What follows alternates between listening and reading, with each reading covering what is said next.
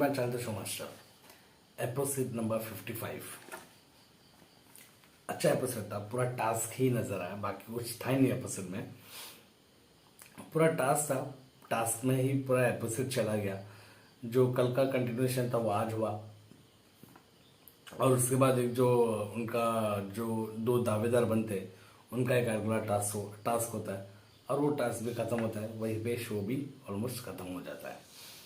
तो ये टास्क सीखने में मज़ा बहुत आया कि इंटरेस्टिंग टास्क था। लेकिन इस टास्क से पहले प्रिंस ने जो जिस तरह से प्रिंस ने अपने ही अंदाज में एक टास्क के अंदर अपना ही टास्क ला लिया वो एक गजब का था। जो बलून वाला वो ज़बरदस्त लगा, जिसमें उनको कन्विंस करना था प्रिंस को कि जो कन्विंस करेगा तो उसके हाथ में वो गोल्ड प्लेट मिल जाएगा।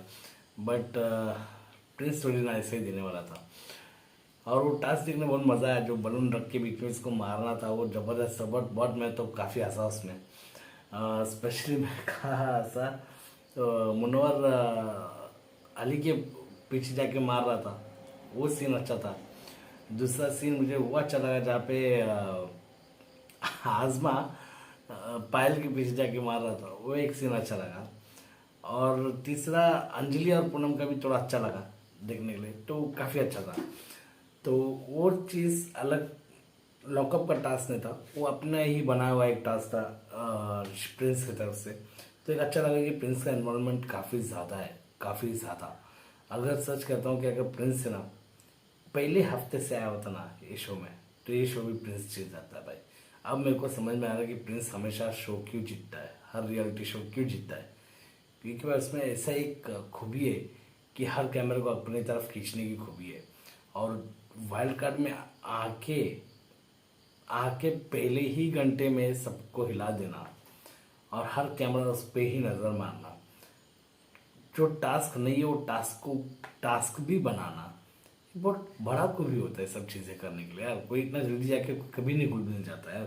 कोई कितना भी बड़ा खिलाड़ी हो तो वो जाके पहले दिन थोड़ा चुपचाप देखेगा यार, लेकिन ये तो पहले घुल गया। बहुत अच्छा चीज़ था उसका, प्लस पॉइंट है प्रिंस के लिए। काफ़ी अच्छा लगा, इंटरेस्टिंग था। और उसके बाद फिर जो जैसा गेम शुरू होता है बैनमो जो यहाँ वहाँ छुपाया होता है ना, छावी का था कि सॉरी बैनमो जो एक डब्बे के बक्से के अंदर रखता है और चाबी ढूंढना था। वो एक अच्छा था कि मुन्नावर ने पहले ही सबसे पहला ताला खोल के निकाल देता है। लेकिन कन्फ्यूजन हो जाता है कि किसको बाहर निकाला है। लास्ट में जो शिवम शर्मा निकालता है अपना तिजोरी, उसमें से निकालता है। फिर यहाँ पे अली भी निकाल देता है। लेकिन फंस यहाँ पे जाता है कि अब निकालना किसको है। मुनव्वर बहुत बहुत कोशिश कर रहा था अपना ये करने के लिए कि मेरे इसमें नहीं जाना लेकिन लास्ट में प्रिंस समझा देता कि भाई तेरा जाने वाला ही है। फिर मुनव्वर भी समझ जाता कि मेरा जाने वाला, तो गया खत्म। लेकिन आज एक चीज़ मुझे सच कहूँ तो थोड़ा खिंचाव लगा। मुनव्वर का जो रिएक्शन है अच्छा है कि हाँ ठीक है, जो हुआ हुआ हो गया, खत्म हो गया। क्योंकि हमें भी बुरा लगा क्योंकि जिस तरह से अंजलि ने बैक स्टैप किया, उससे तो बैक स्टैप ही करेंगे, उससे ये नहीं कहेंगे कि अंजलि ने कोई गेम खेला। क्योंकि मुनव्वर अंजलि का बहुत अच्छा ट्यूनिंग था, और उसके बीच में अगर अंजलि अगर ऐसी हरकत करती तो बैक स्टैप ही कहा जाएगा। लेकिन उसके बाद अंजलि ने जिस तरह से सॉरी कहा, सॉरी कहने के बाद भी वो लिटरली मीन कर रही थी सॉरी, और सच में दिखाई भी दे रही थी।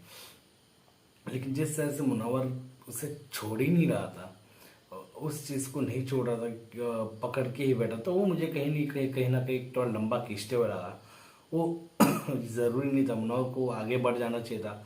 बस ध्यान में रख के चलना है कि आगे जाके कहीं ना कहीं अभी मुझे सबकी मारना है। और जो लास्ट में उसे कह भी दिया, मैसेज भी दे दिया कि देख अब मेरा गेम आएगा, यहाँ पे अंगार मुतेगा। तो अब मुझे लगता है मुनव्वर भाई अंगार मुतने वाला है। और फिर इसके बाद जो टास्क होता है, टास्क में जैसे कि शिवम अली का गिरा देता है, और सब मतलब इनका अली भी बाहर चला जाता है। लास्ट में बचता है सैशा शिंदे और शिवम और अंजलि। उसमें से फिर सैशा को भी बाहर कर देते हैं लोग। वहाँ पे अंजलि और जो शिवम शर्मा है दोनों दावेदार बन जाते हैं अगले टास्क के लिए।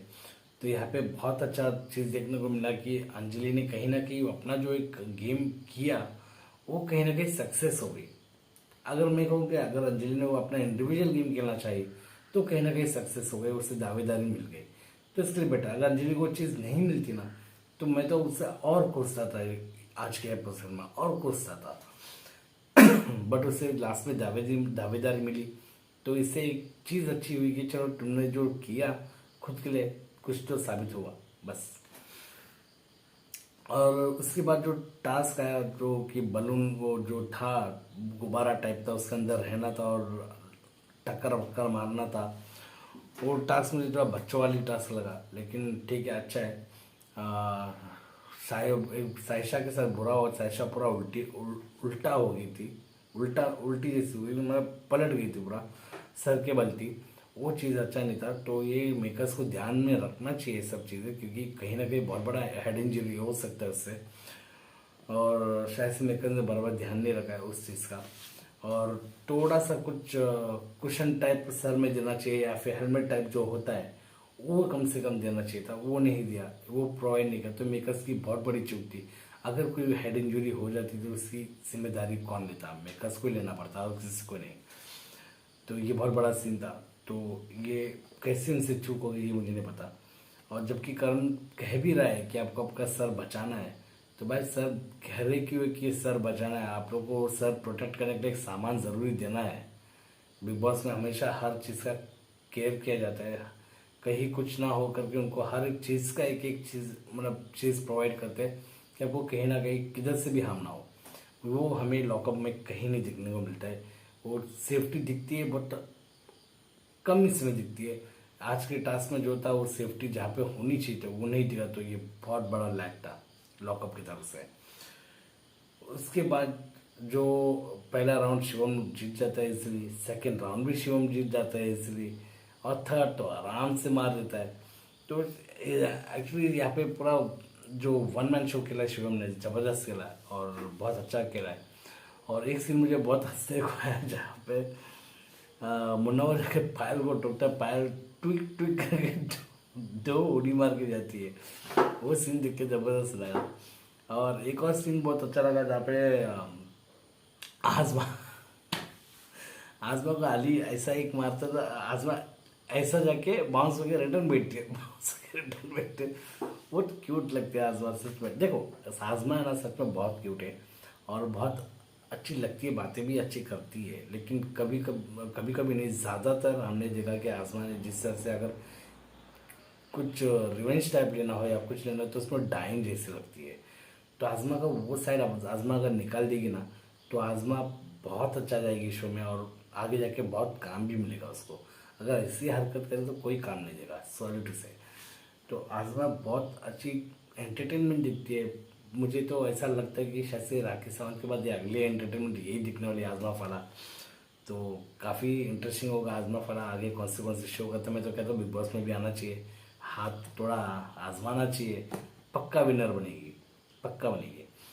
तो ये था एक टास्क जिसमें इजीली शिवम जीत जाता है और शिवम को फाइनलिस्ट का ताज मिल जाता है, वारंट मिल जाता है और उनको साथ में पावर कार्ड भी मिल जाता है। अब पावर कार्ड बाद में बताएंगे, जिस तरह से बाद में बताएंगे बोला तब मैं समझ गया वो बाद में बताने वाला क्या सीन होने वाला है। किसी न किसी को सेव करने का रहेगा, किसी न किसी को फाइनलिस्ट में भेजने का एक और चांस दिया जाएगा, ऐसा कुछ होगा। बट ऐसा नहीं हुआ, चार्जशीट का हुआ, जो कि मैंने मेरे दूसरे वीडियो में बता दिया कि क्या हुआ है। पायल को सेव किया गया है और ये पूरा लिखी लिखी कहानी है। ये मैसेज हमें तो नहीं दिखा है कि कैसा क्या हुआ रहेगा, बट ये क्लियरली है कि उन्होंने शिवम जीतने के बाद जिन्होंने वो पावर कार्ड को ईजाद किया, उसके बाद उन्होंने सोचा कि इसमें डालना है तो पायल को ये नॉमिनेशन से ये चार्जशीट से बचाना है, क्योंकि लीस्ट वोट उनको ही आ रहे थे पायल को, और पायल को इस शो से नहीं निकाल सकते, मतलब इनका मेकर्स की वजह से, मेकर्स का मानना है। तो पायल को नहीं निकाल सकते, वो चीज़ की वजह से उन्होंने पायल को बचाने के लिए ये हरकत की है। और ये मैसेज करण को पास किया, करण टू प्रिंस को पास किया होगा, प्रिंस ने इसको शिवम को बोल दिया जाएगा पायल को सेव कर, क्योंकि नहीं तो शिवम का एक ही चॉइस है वहाँ पे किसी को बचाना, तो वो आजमा फलो को बचाएगा 101%।